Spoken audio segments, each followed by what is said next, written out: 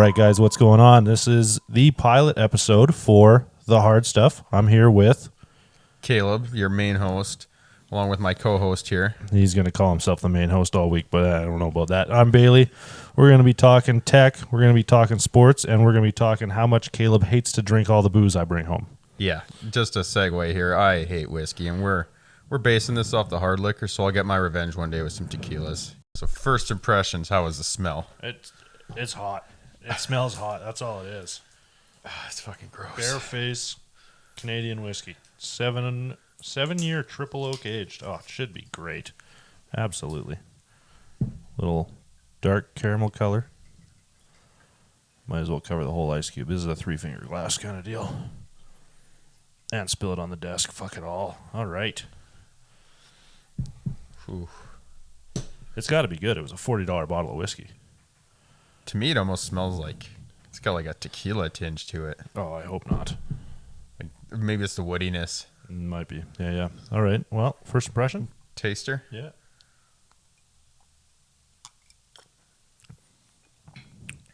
Delightful. Not a whiskey drinker, surprisingly smooth. It's incredibly smooth. I'm impressed. I gotta wonder. It came with this. You're going for it? It came with this. Pass me the bottle here. Yeah, what is this? Amaro Montenegro Premiata Specialata. Pardon my Spanish, but 1885 liqueur. You mix it together, half and half. So where did it say that you were supposed to mix these? This safety tag here. Right, Right like on the pear as front. well. Yeah. It's called the Black Bear. Half Bareface whiskey, half Amaro Montenegro. I don't know if I'm going half and half. Not a big liqueur guy, but... Hold on, I want a whiff of this. Just the... Oh, you know what? Not as dark as I thought. We'll add a little more. Looks like a freaking drink out of a commercial now. Oh, that does smell rough, though.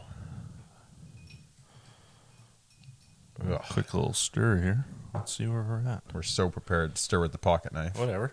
You adding any? I want to see this reaction here first. Oh, that's good. Yeah, you're going to want that. Yeah? 100%. Give you the old stir stick. Okay, how much? I went just a little less than half of the whiskey. Yeah, probably.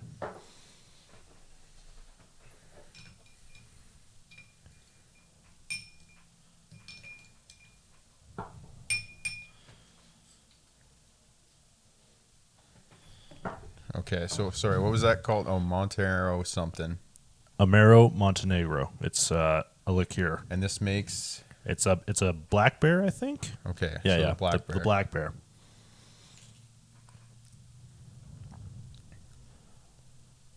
Okay, that's like impressively smooth. That's good. That's something I would like sit down at a wedding and get hammered on. So whiskey alone on me for not drinking it, I'm going to go like at 8.5. You can tell you don't drink good whiskey because that's way too high. Really? No way. Okay, well. Good whiskey. I agree with you. Fair enough. Maybe 10 episodes in, I'll revisit that ranking. That's fair. We'll do a recap coming in soon, hopefully. And I actually think with the addition of the mini here, it bumps it up to like a 9. It makes it better. Okay, so I'm gonna go maybe like a 6.5, 7 on the whiskey. Good whiskey, real clean. Not as much flavor as I want. This absolutely makes it worse. Still good, but better with the whiskey, I think. Just whiskey. Just the whiskey. The Black Bear, 6. The Bareface whiskey, 7 by itself. Still definitely an acquired taste. Like I couldn't sit there and pound that. My stomach would hurt, I think. We'll see how long this episode goes, but I might pound 2 or 3. I don't know. If you keep dropping the ice, though, we're kind of fucked. You'll enjoy this.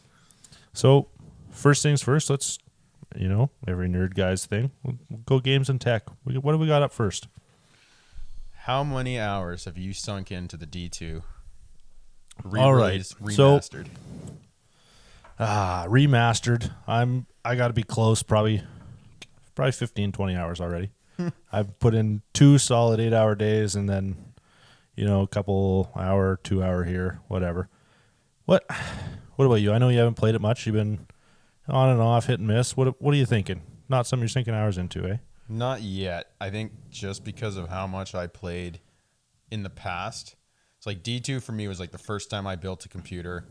It was hours on hours, grinding characters, getting the cow level, everything, nonstop. So now I'm back to it. The graphics are awesome. It runs amazing, but it's almost too repetitive for me. So I think I'm only like, I don't know, 8 or 10 hours in. I think I'm on Act 3. That's it. Like first run through. Yeah, see, now the complete opposite is I just finished Act 3 in Nightmare, so we're about a full difficulty away, but I was almost too young when it came out the first time. I think I was maybe 4 years old. My dad brought it, let me try it out. And I think as a kid between the ages of like 4 and 12, I probably put close to 2,000, 3,000 hours in. It was basically the only computer game I played. Okay. So, this is nostalgia for me, man. This is coming home after school, texting your ninth grade buddies saying that they were playing COD, but I wasn't because I had D2 running. Brutal. Yeah, trying to get servers together. That was way worse back then. Oh, just a nightmare. But my overall impression, I mean, legacy mode looks terrible. I can't believe. That's what I want to know is how do you like that? Oh man, I can't believe we ever played that game like that. That's what I mean. Like, we're not that old at all, and like going back now and seeing the jump, the leap in the tech that's happened. It's like, how did I do this? How could I manage this for so many hours before? I tried, first time back in the cow level in D2R. I pulled it back. I was like, I want to do it in legacy mode. It was my favorite thing to do in the original. I got to do the cows in legacy mode. I think I turned it on for maybe 5 seconds. I threw like 3 hammers, whatever. I was done. I couldn't do it. It was awful. There's no other way to put it. Yeah, that's what I mean. Props to them for including it to like, I don't know, brag how well they did it.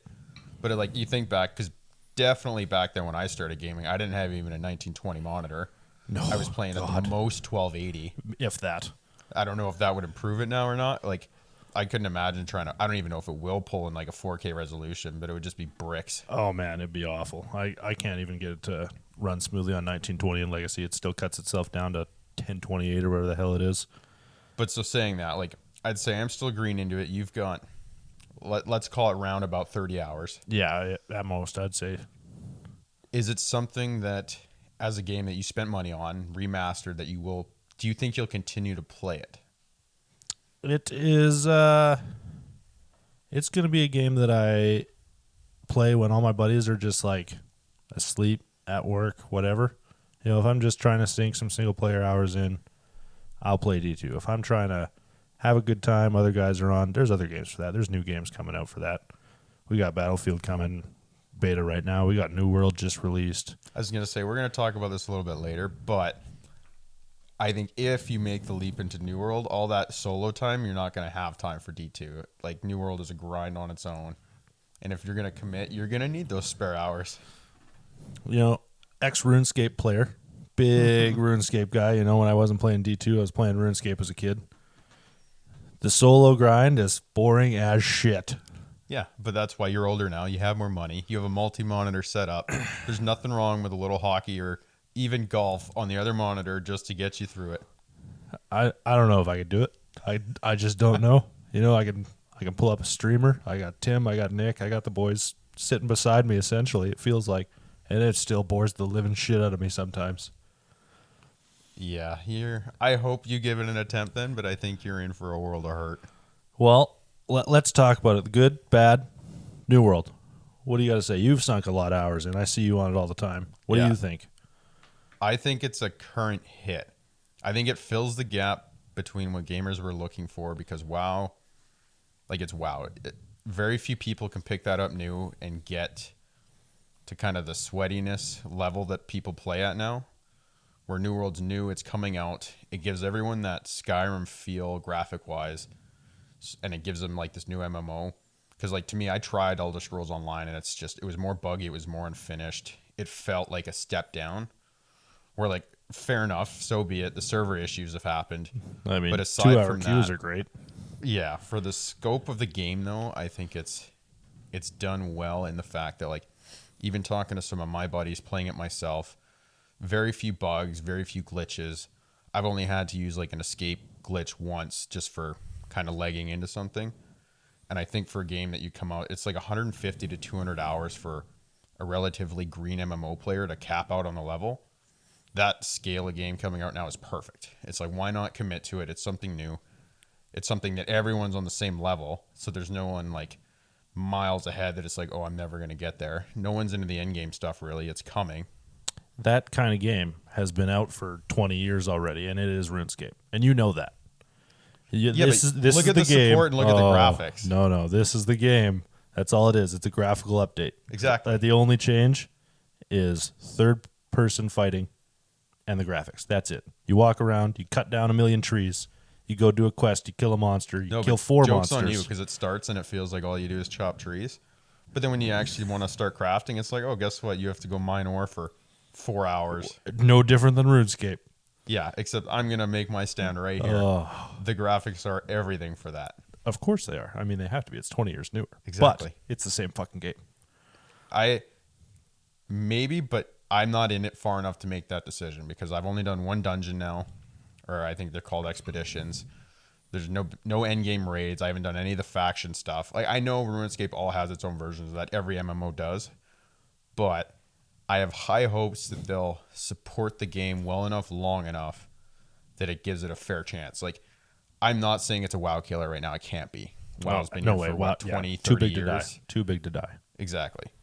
But I bet you in the last week since launch or so, they've seen a huge dip in play time just for people trying this out. I mean, I bet you right now, off of my experience, you'd probably only lose 15% of like the try-hard WoW players to this right now.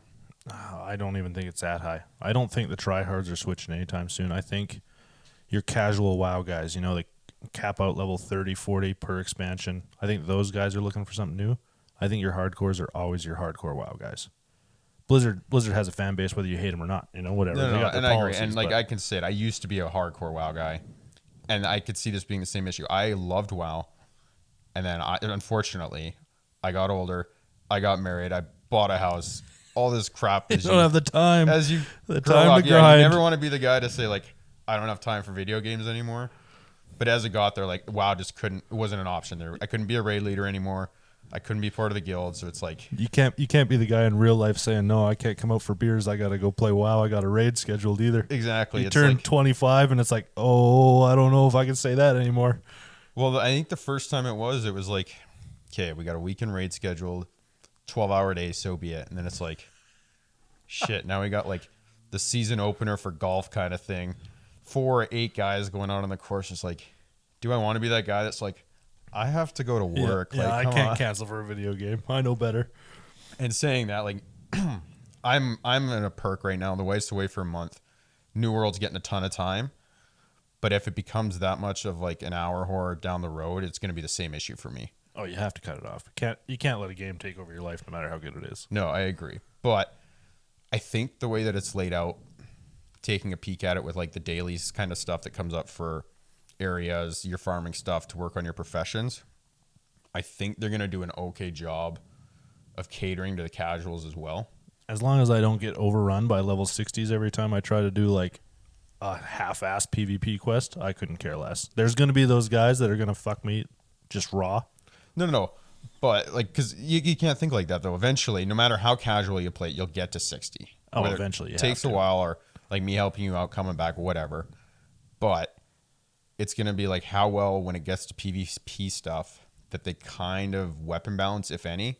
Because then, yeah, if you got like sweaty 60s that have farmed endgame gear, done everything, it's like, well, this is fucking fun. Yeah, it'll definitely make me postpone PvP for I say, but ever. You like PvP way more than I do. I'm a PvE player, always have been.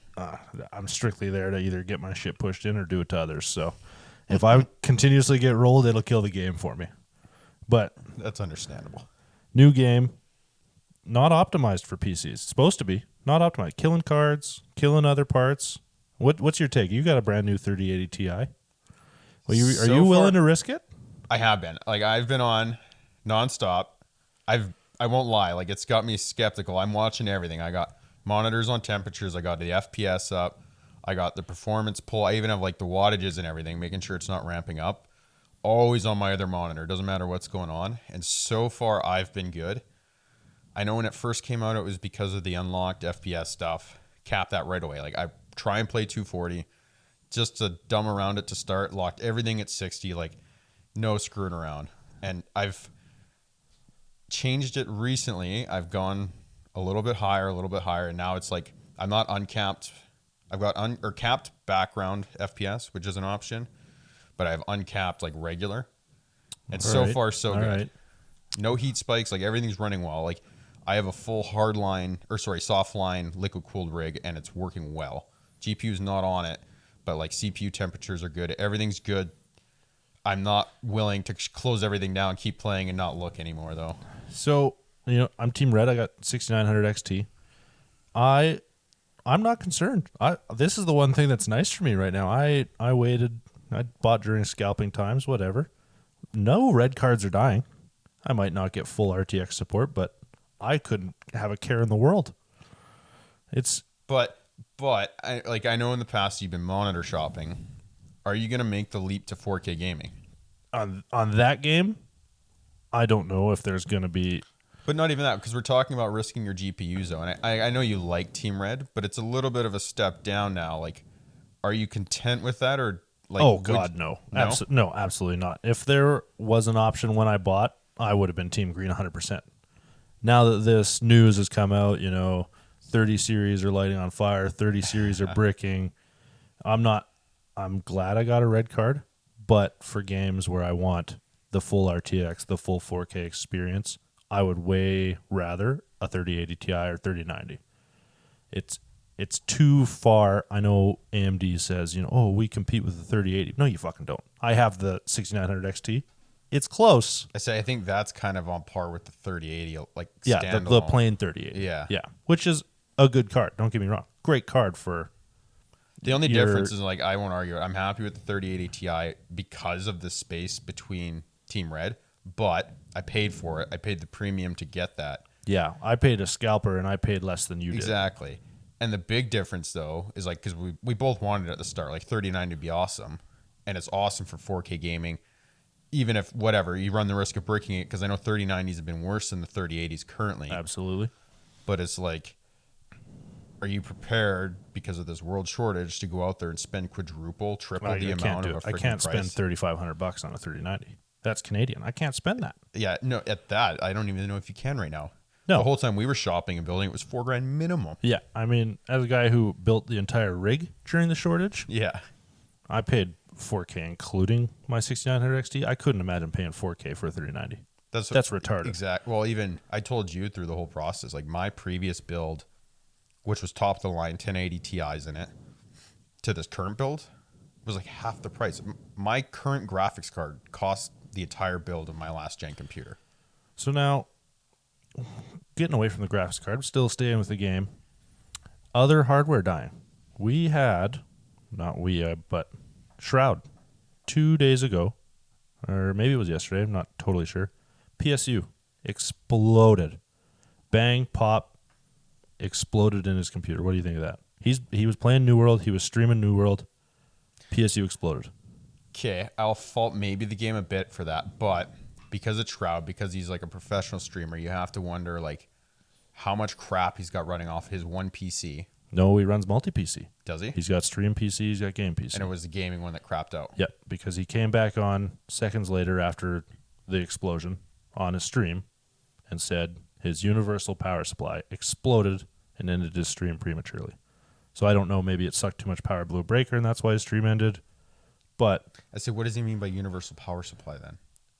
Apparently it's not the same as a PSU. I don't know the tech term for it. It's called a UPS. It's like his power bank. That might have been it. It's like a surge protector, maybe his backup thing like the people have. Yeah, but the quote from him is, that was fucking crazy. I have never had a UPS, universal power supply, explode like that before. That was crazy. That was cool. It scared the shit out of me, but it was cool. So the friends he was playing with, surprised, concerned. After the stream was over, it took him a little while to get back on. So you're right, it might have been a power bank, but I think the coincidence with him playing New World when it exploded is just too close. No, I agree with that. And if anything with that, for having better hardware too, like I bet you can fault the game. but I wouldn't want to jump on and blame everything without seeing like some of the tech specs, the backup. Like I know he probably wasn't monitoring it, but I'd love to see like what his GPU, what his PSU, everything started pulling for voltage. Yeah, and even he doesn't. Well, he might blame the game, but his tweet was trying to figure out the power issue, etc. One thing's for sure: the New World grind don't stop.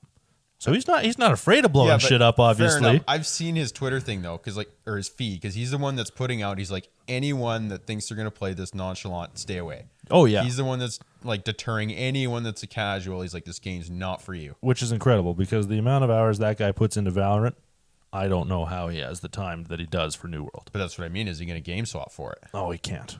He can't do it. Like, how's his viewership? Have you watched him at all? I can't watch New World. It's like watching paint dry. I watch him on Valorant anytime he's on. I cannot watch a guy play New World. But I don't know. You know, it might dip. The Twitch money, what the hell is that called? Revenue just got leaked. We saw Shroud not even top 20. Really? Yeah. Was it all hot tub streamers? No. I didn't recognize any. It was close. I think Nick Merckx top 10, Tim Tapman top 10. I think Shroud. So it's like last year then, or It was from August 2019 to October 2021. so just before Tim's exit, or Just including after. after? Yeah. So Shroud not even top 20, which actually really surprised me. I think he was 22 or something, so he's close. But for a guy that I say, was Aiden on there? Oh, I couldn't imagine. So Aiden, not that big. I mean, bigger than us, but fuck, not that big.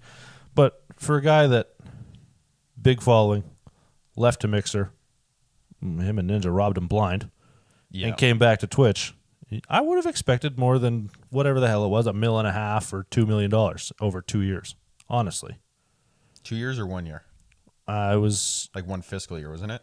no, it would have been two because it was 2019, August yeah. 2019 to October 2019 No, or fair 2021. enough. So 2 years. I would have thought he'd be up more than $1 million a year. Now it didn't include donations. It was just sub fees, Yeah, like following whatever basic revenue. your ad revenue. Not even like his sponsorships. But I would have thought he'd been higher. Honestly. Fair enough, but I'll say it, like, he's still not hurting. Oh, I mean, if you're on a Logitech commercial every fucking day, then no, you're not hurting at all. Exactly. I see your drink of our nice bear face is empty. Are you going for a refill? I will be. Yeah, I'm just I'm trying to find that that list. Oh, it actually came out as a leak, though. It wasn't even put out. Yeah, no. Twitch did not want it. It was a source code fucking massive leak. All creator payouts. Incredible. Like, I'm surprised nothing bad has honestly happened from that.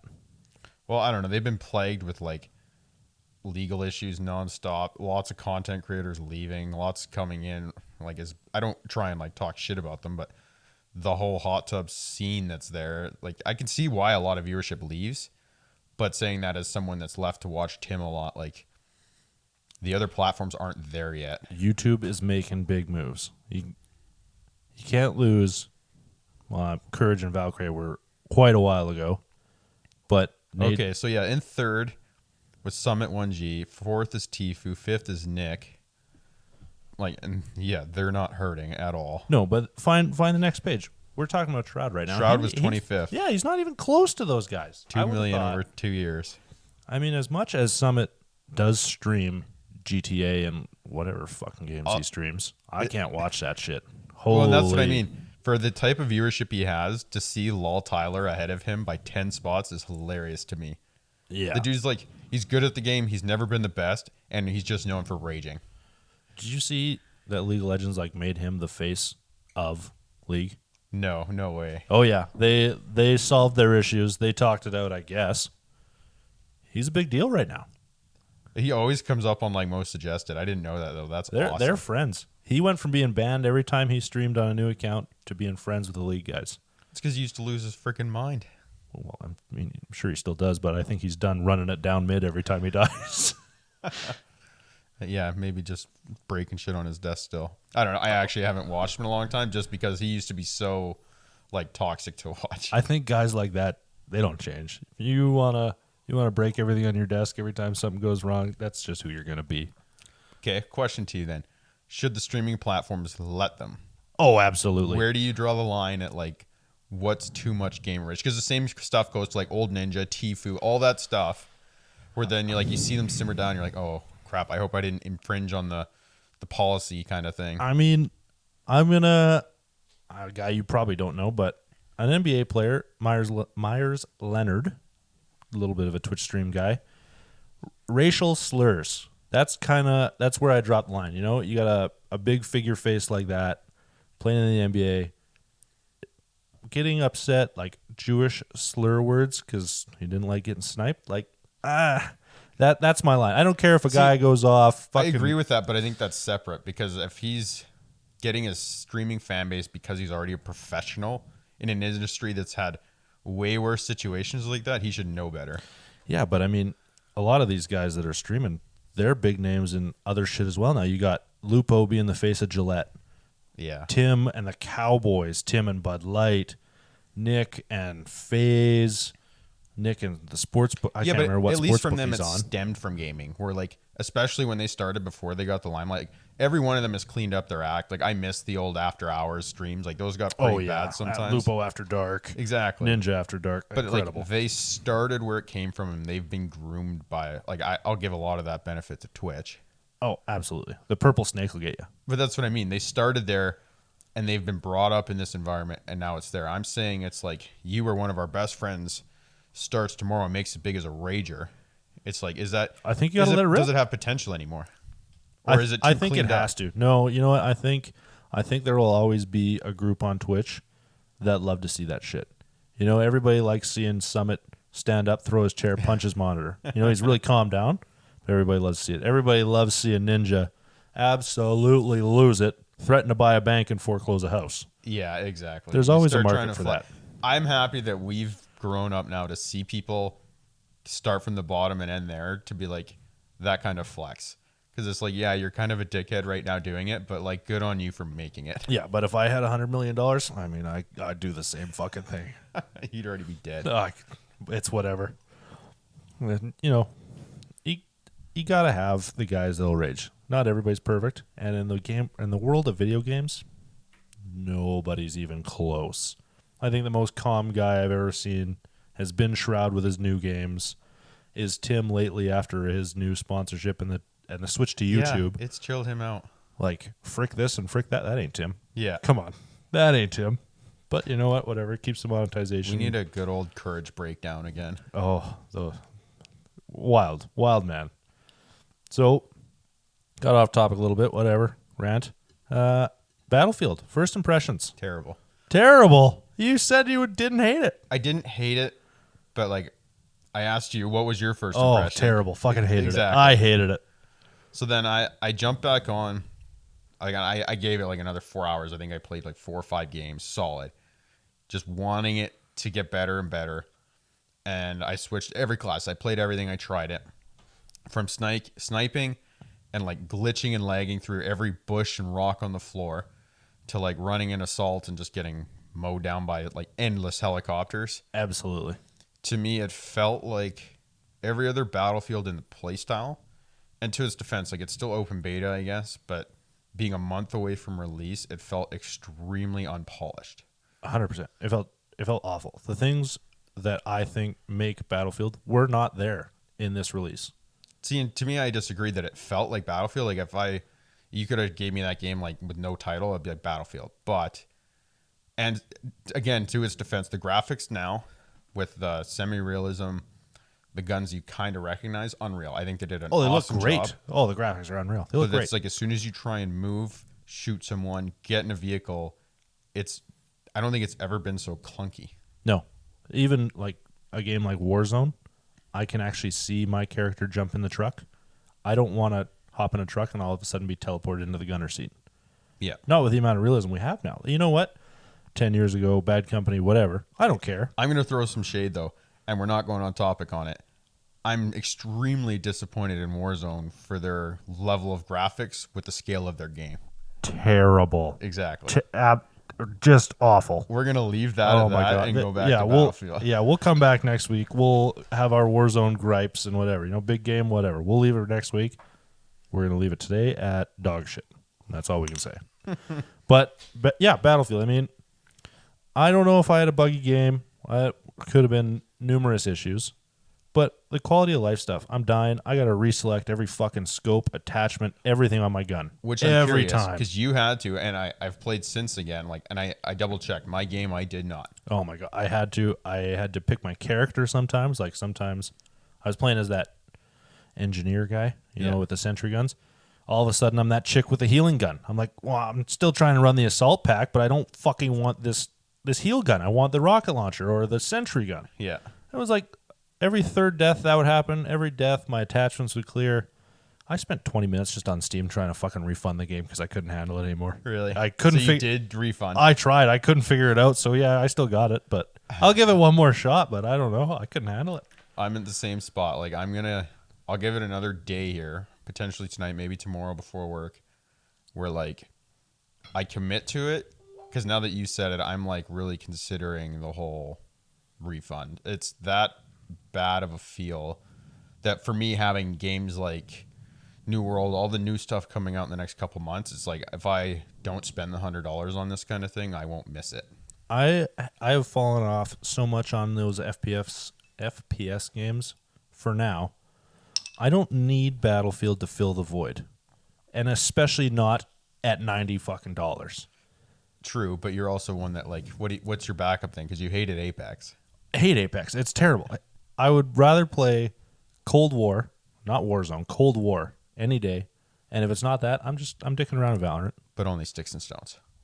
If I fucking enter a Sticks and Stones game by myself, I'm going to book myself for a lobotomy. That is as brain dead as it gets, is a Sticks and Stones game in Cold War. But, you know what? Battlefield will be a game. If I figure out how to refund it, I'll refund it. And I'll buy it on Boxing Day when it's only $60.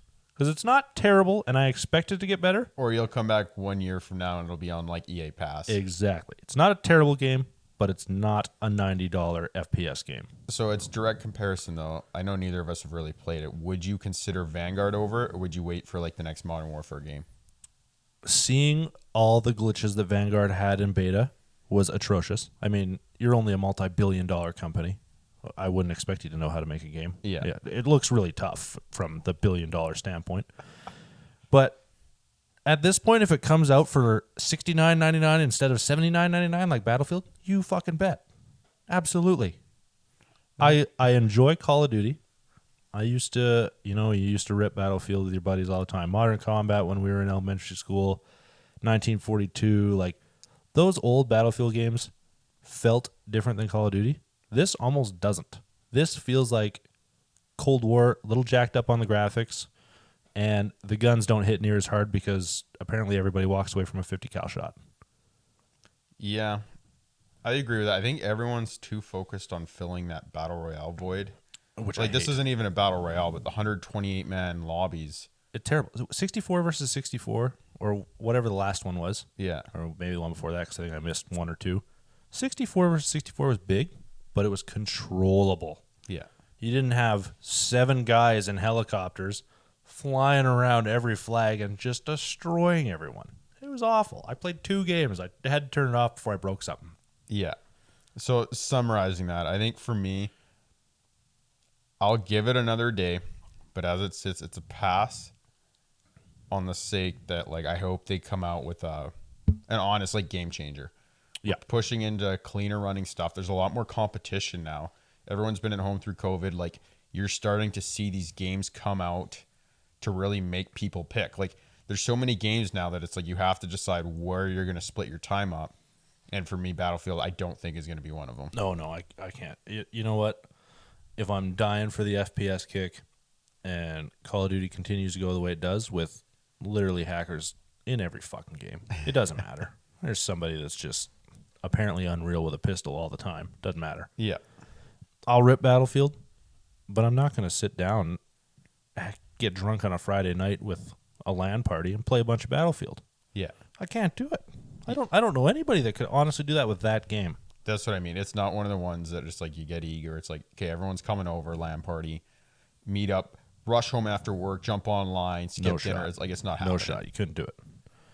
I have more high hopes from other FPSs like Halo coming out that hopefully hit that better.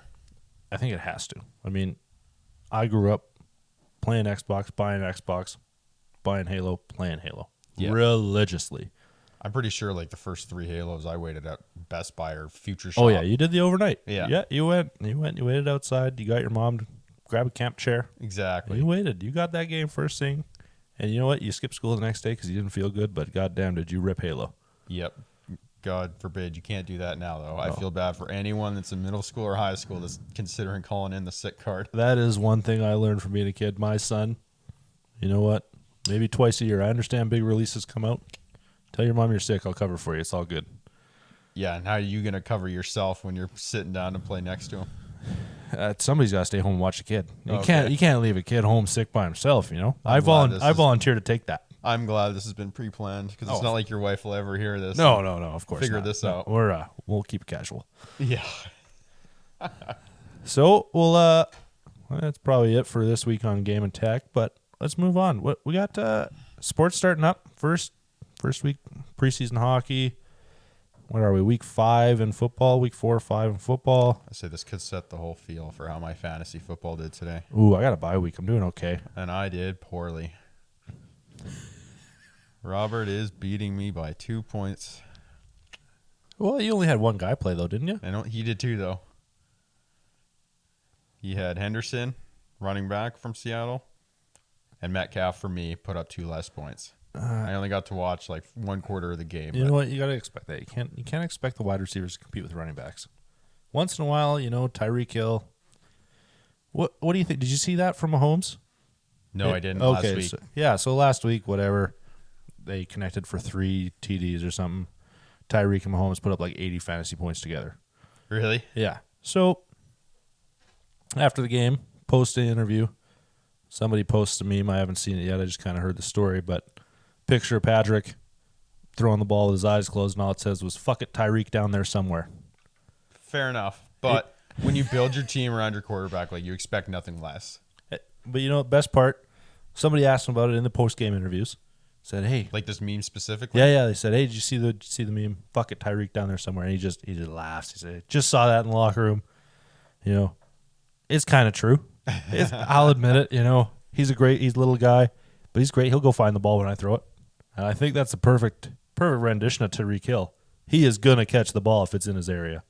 Fair enough. And to the team's benefit, like I hope that works for them. But if they decide to shut it down and leave someone else open, that's been proven. Yeah, but does Kansas City have enough guys to have Tariq shut down and still make the championship? Well, here's the question then. Like all that stuff aside, they haven't come out as hot as everyone was expecting. Do you expect to see them in the later end of the playoffs, let alone the Super Bowl? I do. I don't expect them in the Super Bowl. I see them definitely winning a game in the playoffs. I don't know if they're winning 2. I don't know. I think that my contenders right now, you got Buffalo playing hot. Yep. Buffalo's playing hot. Surprising. I think LA, they're playing hot. I like it from them. So I want to see it. Did they lose tonight? I don't even know. Still, we have to clarify too which LA. Oh yeah, right. Sorry, the Chargers, Oh, okay. the Rams, whatever. They're okay. You know, they play decent. They're ball. up 16-7 on the Seahawks right now. Yeah, well, third quarter. Me and my friends could go up 16-7 on the Seahawks this year.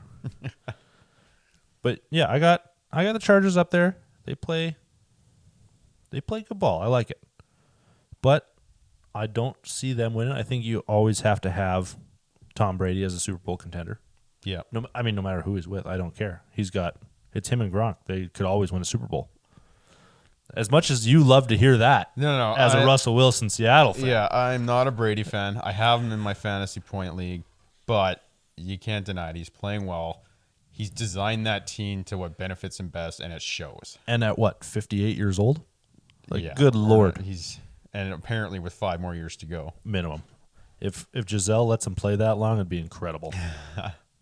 So, early pick. Who's your Super Bowl winner?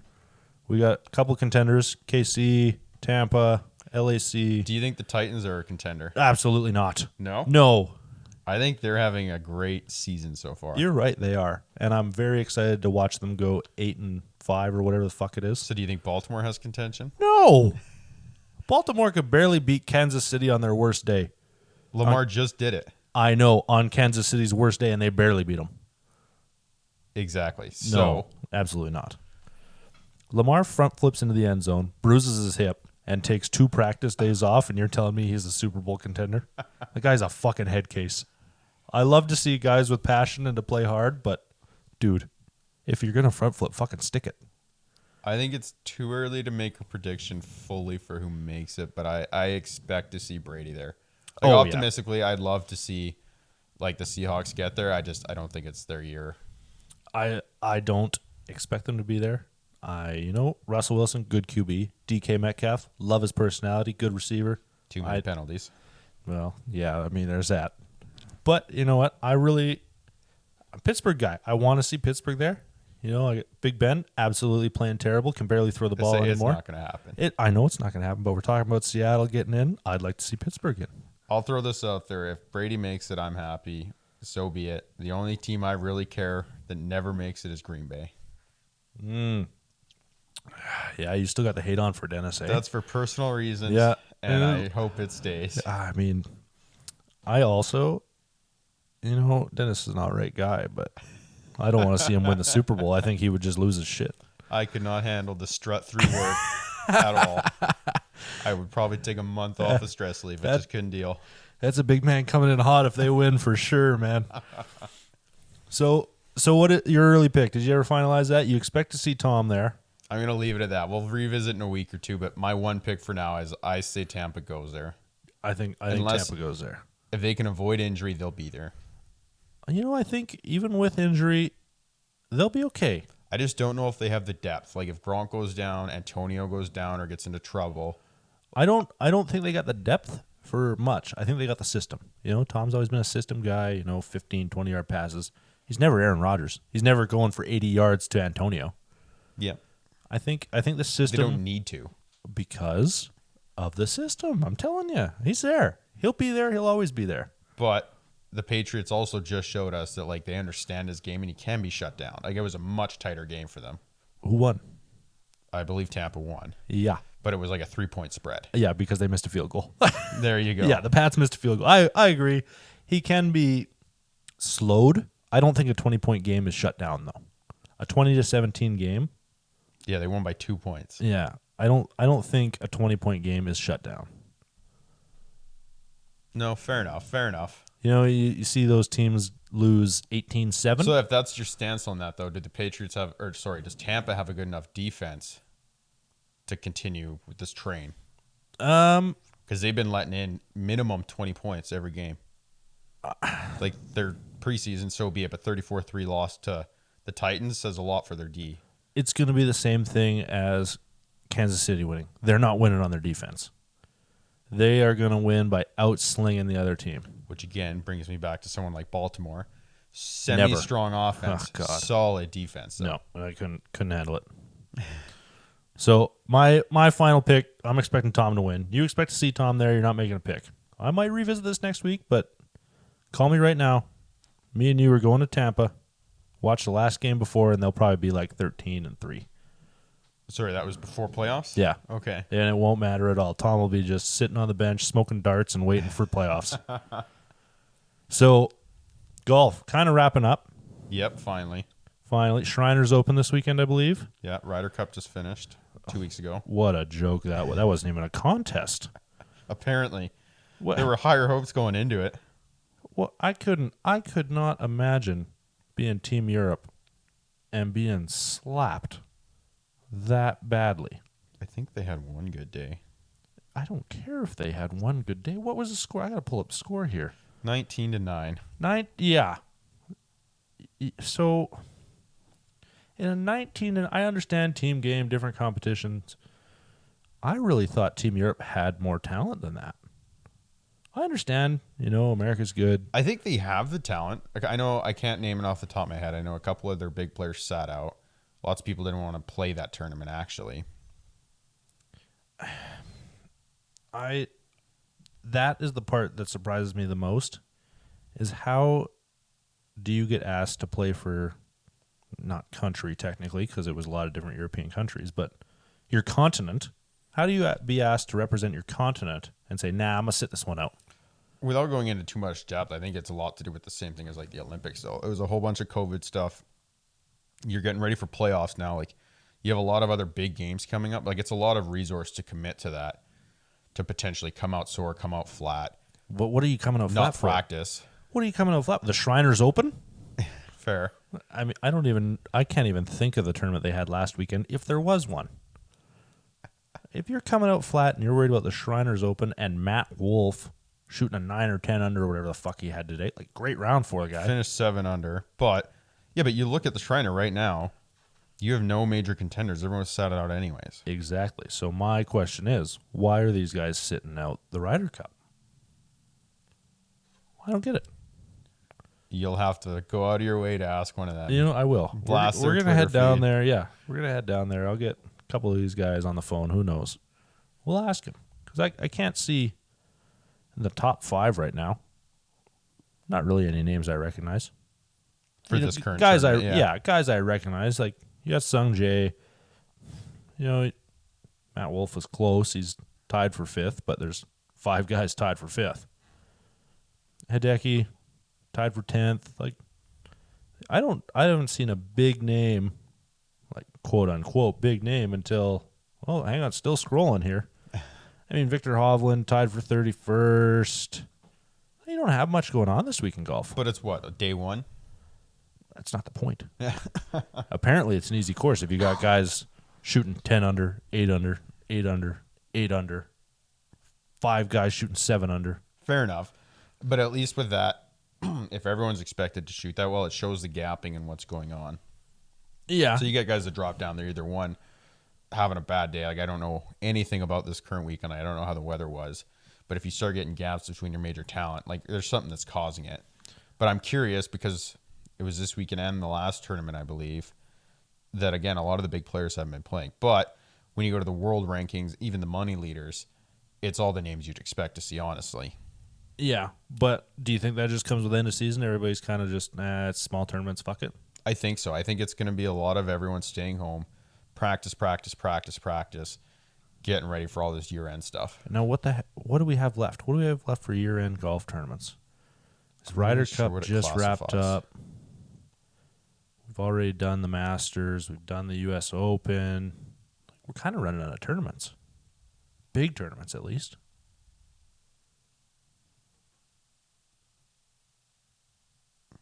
Yeah, because the FedEx Cup finished. Like, that's what I mean. It's pretty much on the wind down now into the season, and I know COVID played in like a big role of that. Oh, I would still expect to see a couple big name guys just like dick around and have a weekend of golf though. Like John Rahm, he's a guy that Yeah, but he's the first in the league right now. I just looked that up. He's like, great. He doesn't have to do anything he doesn't want to. I know, but I would expect him just to show up, just to like give these kids a lesson for a weekend. I think now too, though, like I'm curious because of how big. Maybe that's it too. Shriner's purse is only $7 million. Oh, you hear that? Only $7 million? Yeah, but you look at how this year was going into the bigger tournaments.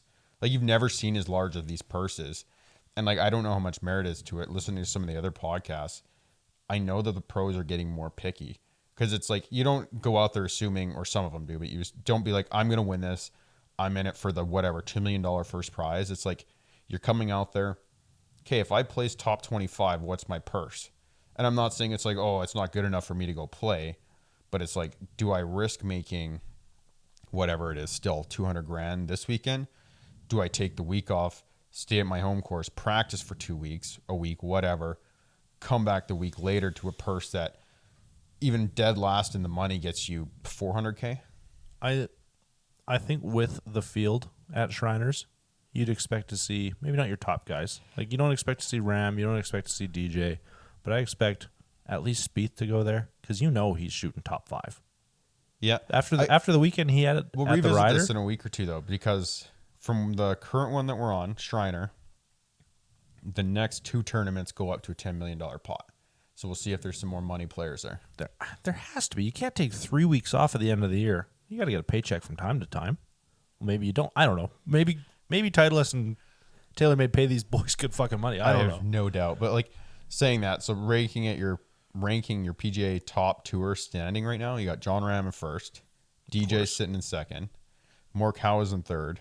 which is a surprising one for me, honestly. Love the Yeah, guy. but he won. I think he placed first twice this year. I know, but it's not a guy that I would have coming into this year been like, oh yeah, Colin's I going don't know. off. If you have the confidence to go in there, walk your ball out, like why not? Yeah, true. Cantley's in 4th, and then Chouflet's in 5th, with a JT and a Deschambeau right behind him. But still, I didn't hear Spieth in the top 7. I don't even. Spieth is in 13th. Exactly. That's a guy I thought would have been going to these smaller tournaments expecting a top 5 finish. But saying that, he's even had a good year though.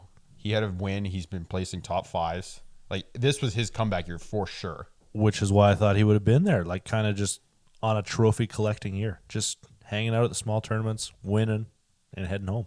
Fair enough. As a guy that not Like even not Rory's even, in 15. well, fucking Rory hasn't golfed in 5 years. Good Lord. Just an awful golfer. Okay, I'm going to steer away from that then. And I Christ. want to know, what's your recap on your golf season this year? Oh, big golf year. Big golf year this year. I got out probably fucking 40 or 50 times. Yeah. I don't think I got any better. I went. No, I could say you definitely got better. The first weekend we golfed this year, or okay, we'll even call it our first decent weekend. I'm pretty sure you broke down way under the 100 finally compared to our last year where you were 120s on a bad day, 110s on a good day. Oh, yeah. Last year, I think my first year really getting into golf, you graduate, you figure out that all old people do is golf and drink. You get into that. Yeah. So, yeah, last year, I think my best score was like a 108 at our home course. Not the hardest course, par 73, but a 108's pretty bad. I'll admit it. Pretty fucking bad. This year, last month or week before that, maybe, end of July, broke 90. Shot an 89. Yeah. Sure, that felt good. And it pissed me off because it was 4-iron off the tee, hybrid off the tee, 4-iron off the... Like, breaking 90 is fucking easy as long as you keep the ball in play. But it sure isn't fun. I agree with that. There's nothing better than standing over. But to Number anyone 2, listening, they're judging us right now, saying all you have God. to do is practice. Yeah, absolutely. I don't do that. Fair point right now. I don't practice. I very rarely warm up. I know you're the same. You're a real come to the course at the tee time kind of guy with a coffee still in your hand. Exactly. So, you know what? I'm happy with my year. I would have liked to been more consistent because I had like 189, a couple mid-90s, and a lot of 102s. Yep. So I'm going to take my year. I'm going to take it with a grain of salt. I changed a lot of things. Finally got fitted for some clubs, so we'll see how next year goes. But I'll take it. I had an okay year. What do you think? How was your year? My year was like kind of getting the dust off. You were there for my season last year. I dropped a bunch of weight, and I hated golf. Like, I came back to play, and there was not a single fun thing about it. There's nothing quite like watching a guy lose 150 pounds and then try to swing a golf club. It was not fun. I go back to high school when I golfed a lot. I would say I was like, okay. I definitely was probably close to my 9 or 10 handicap, which, like, for me, nonchalantly was like decent. That's a very And then coming comfortable back score. to last year, we're like, all jokes aside, my handicap had to be like 20. Oh yeah, Just nasty. And then, but like breaking down this year, kind of restarting from the ground up, it was much, much better. If anything, I think this year, the amount that I got out, it made me realize I can have fun again, and it gives me motivation for next season to actually get better. Oh yeah, we had a lot of weeks this year where, I mean, we didn't play the most professional golf. We probably had 6-pack each and a couple tubes, whatever. Yeah, there was some times we were happy not to get kicked off. Oh, absolutely. You know that I think that comes with golf. Yeah. It's that sport that you and your buddies go out and you get trashed at 1:00 on a Tuesday or a Sunday, depending. We got shift work, so Tuesday actually worked out pretty well. Exactly. Nobody else on the course. Why not have 6 beers and get annihilated? Yeah, But- and then like see if you can keep it all in you on the course or not. Yeah. Fair disclaimer right now. If you watch this guy golf, he's almost guaranteed to throw up on the fucking course. I set a record for a couple times this year. But you know what? We played hard courses this year. We did, and actually I want to touch on that. How do you rate? Would you again start your year off with some of the freaking hardest golf we played, or would you like to like get your preseason jitters out and then go down south for us and play some difficult courses? You know what? After the first day, I don't think I had the preseason jitters. I don't know. The first day was the worst day. It was the hardest freaking course we played. It was brutal. It was a wind tunnel. Yeah, it was. What the hell was that? For anyone that wants to go down to Kamloops and play Bighorn, Oh yeah, Bighorn. like Bighorn it's a golf wind tunnel, and the whole time on the you just side of a want to hit mountain. house. Yeah, Yeah. on the side of a mountain. There's no level lie anywhere. You're always up or downhill. And yeah, houses fucking everywhere. And you're either with or against a hurricane wind. Like it's right up on the hill. Coming It off was the lake didn't matter. by far the least amount of fun I've had in a round of golf this year. I have never seen Shane smoke a drive so hard into a house though, and that made Exactly. me laugh my ass off. Yeah, but then you do it. You go to your next hole, you're like, well, I don't want to do that again. Thank God I didn't hit a window. Or for us, like it's setting the pace. One, we're mentally trying to like figure out each hole. We're trying to be really careful. Oh, around yeah, these you don't tee know where boxes, you're don't going. hit the houses. Then we have issues with like running up on people that we can't see. Them Oh, getting blind- mad at us. oh, God, it if- was by far the worst round of golf. If you drive backwards up a golf hole to a group on a blind tee shot, prepare to get knocked out, honestly. Oh my! If God. Shane wasn't there and it wasn't our first game of the year, I'm throwing hands with that guy every time. That was impressive. That set our level for the whole weekend. Like, you know what? If we hit one close to you, shout back 4 and we'll understand, oh shit, maybe this hole is too blind for us to hit driver on. That's fine. I agree.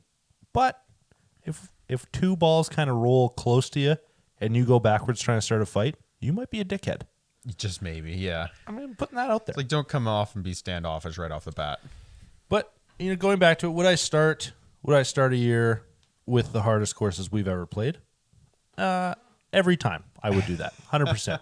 There's nothing better than shooting 115 at a course you've never played, and then going to some rich guy's house and getting annihilated because apparently your friends know everybody. Yeah, apparently that worked out too. I won't lie, that was a great way to start the season, and yes, a great end to this shittiest round of golf I've ever played. Oh, the worst. I mean, I've never wanted to leave my clubs at a course so badly in my life. But you know what? We played that. What else we got? We got a couple easy rounds though that weekend. Yeah, Rivershore was River nice. Shore was easy. I only put one in a I house. say you pegged a house, yeah. That's the only time I think I've ever hit a straight drive in my life, and it was 30 yards left. Just pulled the shit out of it trying to play a slice. Again, we chalked that off to our first weekend out. Oh, yeah. Not that it got any better, but, Eagle Point, had the weather been nice, scoreable I say- course. Fun wise, different. That was I could almost classify my worst day of golf too, because like I've never played a sport and been so frozen. It was like 8 degrees, raining. I couldn't put on more layers. Like I didn't have enough. This guy's got like a polo, a long sleeve under it, a sweater, and a down jacket on. I was like, holy shit, bud. Good luck swinging a club. And I couldn't warm up. I could not do it. But scoreable course. I had a birdie. Actually, I had 2. It was, and it was It was a fun course. It was nice. Kind of outside Kamloops, kind of off the lake. That's Had it one not that I been would love to raining- go back and play like prime season greens. Oh, Because like all the courses were rough for us. It was early spring, but it had very good potential. But yeah, it's not one that you're going into like, oh my God, I don't deserve to play here. It's so difficult. It's like it kind of compares to home. You can go in there and be like, I'm going to attempt a good round of golf here. Yeah, I think a 95 at that course for us, not playing it, whatever. That's a good score. Not playing a course and being Yeah, 20 handicaps at the beginning of the year. I agree. 25 even at the beginning of the year. Like we played bad golf to start the year. But what else we have? We got Tobiano, arguably one of the most recognizable courses in British Columbia. Yep. What do you Honestly, I was happy. I think out of the 4 of us, I played the best that day. I came out off the tee box, fairways all day. Like I played well. I'm a little biased, but I had fun there. I could not hit a fairway to save my fucking life. I hit my career longest drive though. You did. I carried a bunker, which was 305 to carry, so that was a big fucking deal for me. I think I shot 110. Pretty bad. Yeah. Pretty can't remember fucking what I bad round shot. of golf. But with 4 Baileys and coffee before the round, I was feeling loose. And But it was a again, beautiful like, We course. started off that morning in a friggin' wind tunnel, chilly. Oh, right on the lake. If you get a chance to go there, go there. Like, beautiful course. You got lake views. You got mountains in the background. Gorgeous houses all along it. Oh, which Billy, thankfully yeah. spaced out enough though. Like you're not actually worried about hitting them. Well, I mean, I did put one in that new edition, but that wasn't bad. Yeah, we're gonna say that was a below average golf shot. But beautiful course. You can't complain. Greens even in Fast. April when we went. Yeah. Quick, hard, but lush. Probably one of the fastest greens I played all year, and that was in April. Yeah. Oh, yeah. That's probably the hardest green we'll play ever. Yeah. But not a bad course. Loved it. I would go there every year if I could. I agree. That would be one that like going down, even like not to have to make a weekend out of it. I've done it. You just play that one in passing, and it's always good. You can go try hard. You can go casual. Yeah, you got 4 hours to kill on a drive. Why not? And like you don't have to, like it's classified as a gorgeous course for us, but you don't have to. The people there are super nice. You can show up honestly in your bare minimum attire to meet their standards. Yeah, shorts and polo, and you're good to go. Exactly. Does not have to be pants. You don't even need a hat. Shorts and polo, you're good to go. If you do need a hat, you can buy an $80 toque, I believe they have. Exactly. Sorry, a winter hat for American folk. The price reflects it, but it like I do recommend it. Anyone that goes at everything in BC, like make it on your list. Oh, you have to go. And last round of our opening weekend, Kamloops Golf and Country Club. The biggest surprise for me, I went into it like thinking it was just gonna be home, blah blah blah. We got the best weather of our weekend, but it was the biggest turnaround for me. I enjoyed that course. Well, best weather minus an hour and a half frost delay. Yeah. A little tough. Get warm. Go over to the starter. And, hey, boys, you guys are going to have to wait. You might want to get some breakfast. Yeah. Oh, okay, perfect. But, great golf from both of us. And I'm a pretty antisocial golfer, but we got paired with the two old timers, and they were a blast. Oh, hilarious guys to golf. I can't remember the one guy's name, but holy shit, did he ever play his 55-yard slice. Yeah. The ball only went 150 yards, but he was aiming 2 fairways to the left. Here we are, two young guys off the first tee box, thinking we're all that. I think our first 3 holes were terrible. Oh, I think we went like double, triple. Everything. Oh, God. Oh, it was awful. Then they got into it. They started hitting water. Their game went for an upset. We warmed up a little bit, and it was fun the whole way through. I think we won the back 9. Front 9, not even close. But no question. Oh, God. Back 9, we did all right. So, you got any goals? Golf, going in, what do you got for goals next year? I don't know. I got to figure out my long clubs. Yeah. My driver, yeah, halfway got there. I need to figure out my 4-5 iron, and I need consistency on the fairway drivers. When I hit them, it's like any other club, obviously. You hit them clean, they're good.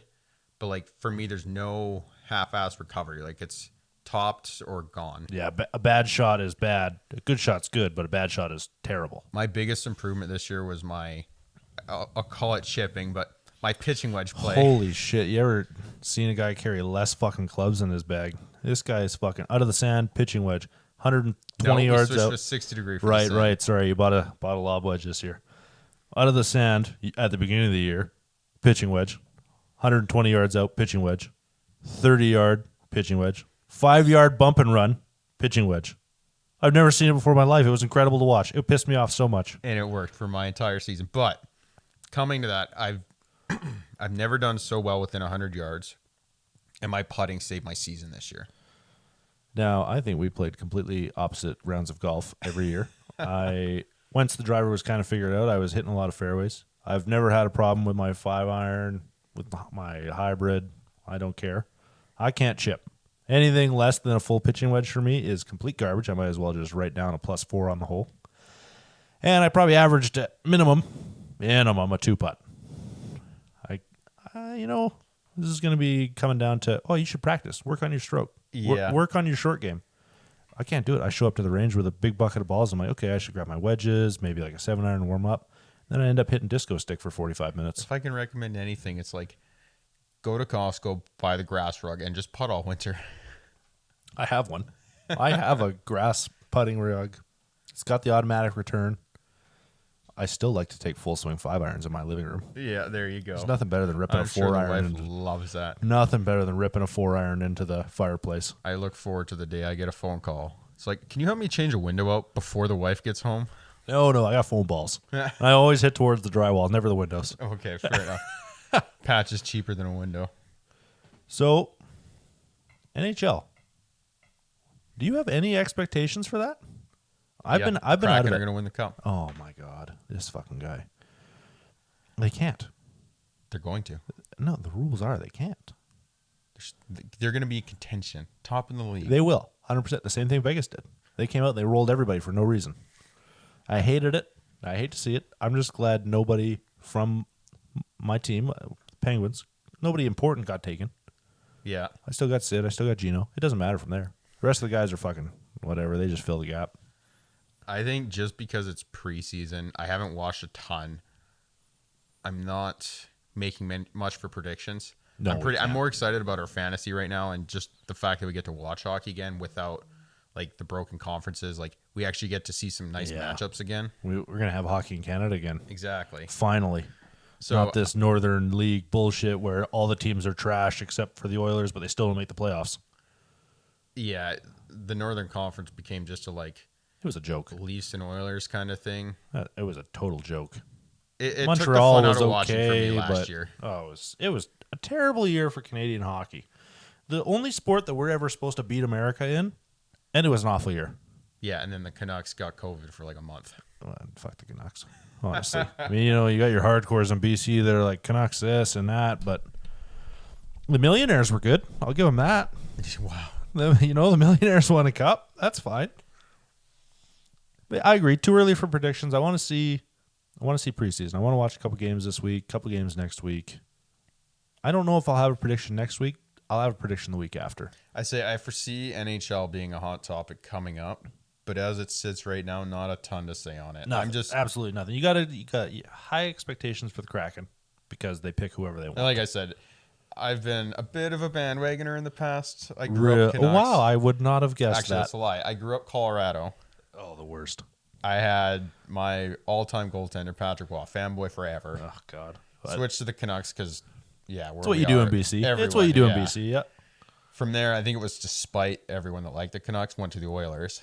I jumped on that. And that's where you're riding until Seattle came out. You were riding there, Edmonton. And now I'm a diehard Seahawks fan. So we're making it easy. Seattle Seahawks, Seattle Kraken, done. One town, we're good to go. One town, two losing teams. That's good to hear. So what I think one thing you're gonna have to learn. We got to get into some basketball. I think I'm a big basketball guy. I'm thinking we're gonna have some kind of segment where it's like Caleb gets schooled. We're gonna be running out of sports here pretty soon because we only got honestly 3 or 4 months of football. Yeah, and then we're done. Only on week 4. No, we got about 3 or 4 months of football. Hockey will run for sure, but other than that, that's all we got. We got hockey, basketball, and football. Nothing else runs in the winter. Yep. You're gonna have to learn. We're gonna have a little bit of trivia, see some easy stuff, maybe toss in a hard one or two. No, I'm interested in that. We'll get it. That's fine. I'm gonna get someone, whether it's Twitter, anything, social media. Someone's gonna help me out. And we're gonna get you stumped on it though. Oh, no shot, no shot. If there's the only thing I know here, it'll be basketball. I think we're wrapping up. What do you think? I say pretty damn close. We covered a lot of shit. I'd say I'm pretty content for our pilot episode here. We're running in at an hour and 20 minutes. Trim down. We probably got an hour of content. Yeah, absolutely. So, if you guys want us to talk about shit next week, you got to let us know early because I usually forget I have homework, so I don't do the research. A lot of the stuff I'm kind of going off, whatever, word of mouth, where to say, whatever I can Google while I'm sitting behind the mic. Exactly. Hopefully a little less of that for both of us. Yeah. I mean, we can't, Caleb kind of got us a list today, but we're gonna try to be more prepared. If you guys have anything you want us to talk about or anything that you have a hot take on, comment, send it over. Caleb will review it, tell you it sucks, but we'll probably talk about it anyway. Yeah, Bailey will save you.